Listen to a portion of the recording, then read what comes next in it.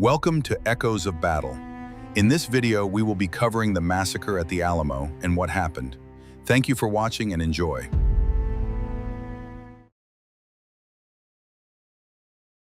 We remember the Alamo as a stylized cinematic legend, but the tactical reality of the site was a disaster waiting to happen.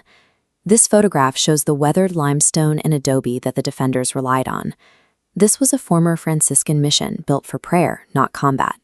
It enclosed 3 acres of open ground, leaving its roofless walls and porous stone vulnerable to even basic artillery. Fewer than 200 exhausted, undersupplied men occupied this massive space, while a Mexican army of up to 2,500 soldiers gathered just beyond the perimeter. By committing to a 3-acre ruin, the defenders traded tactical flexibility for a self-imposed death trap. The conflict began in Mexico City, where President Antonio López de Santa Anna abolished the liberal Constitution of 1824 to centralize national power under his personal control. This centralization alienated both the Anglo settlers and local Tejanos, like Juan Seguin, who united in armed rebellion to protect their local autonomy.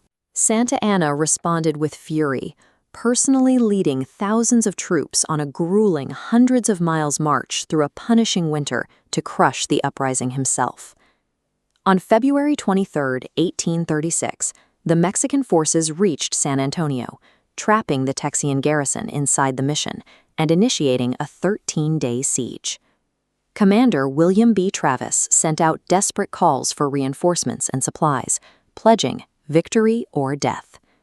Only 32 volunteers from the town of Gonzales managed to slip through the lines. The defenders remained entirely isolated. No major reinforcements arrived to lift the siege or break the Mexican lines.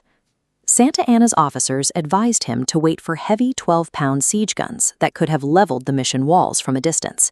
He refused, choosing a costly infantry assault to secure a bloody, symbolic victory. At 5:30 a.m. on March 6th, the signal for the final assault began with the Degüello, a bugle call that traditionally signaled a war of no quarter and no mercy. This tactical map shows the sheer weight of the attack. 1,800 Mexican soldiers charged the mission in 4 massive columns, striking the north, south, east, and west walls simultaneously. The initial defense was desperate. The Texans used cannons loaded with grape shot and chopped horseshoes, tearing through the dense masses of the first advancing waves. Eventually, the sheer number of soldiers overwhelmed the north wall. Mexican troops poured into the compound, seizing the Texans' own cannons and turning the heavy artillery against the remaining defenders. As depicted here, once the perimeter was breached, the organized battle ended. It was replaced by a room-by-room execution. Organized command collapsed when William B. Travis was killed at his post on the north wall. Survivors fell back into the barracks to make a final stand, retreating into dark, narrow stone corridors, rapidly filling with thick gunpowder smoke. The fighting in these tiny rooms was hand-to-hand. Men used knives, rifle butts, and fists in the dark, grappling in spaces choked with the smell of powder and blood. James Bowie, famous for the knife that bears his name, died in one of these rooms. Bedridden with severe illness, he was unable to stand as soldiers broke through his door. Organized resistance lasted only 90 minutes. By 7 a.m., the compound was silent. Nearly every defender was dead before the sun had fully risen, leaving the compound littered with the bodies of both armies. Santa Anna ordered the bodies of the defenders burned in massive funeral pyres. He released the surviving non-combatants, like Susanna Dickinson, to carry the news eastward. The reports triggered the runaway scrape, a panicked exodus where thousands of civilians and the fledgling Texan army fled toward the U.S. border to escape Santa Anna's advance. But Santa Anna's victory had decimated his own ranks.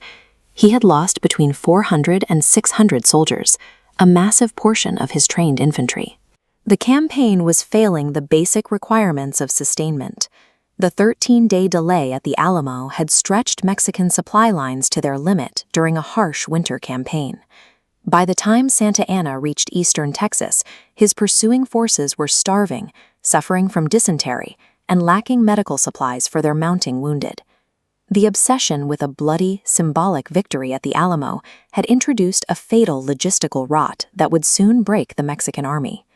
Sam Houston used the retreat to draw Santa Anna's forces deep into the interior, forcing a starving, exhausted army to overextend its failing supply lines. On April 21, 1836, Houston finally struck. His forces caught a fraction of Santa Anna's army entirely off guard at San Jacinto, charging while the Mexican troops were resting. The rout lasted only 18 minutes.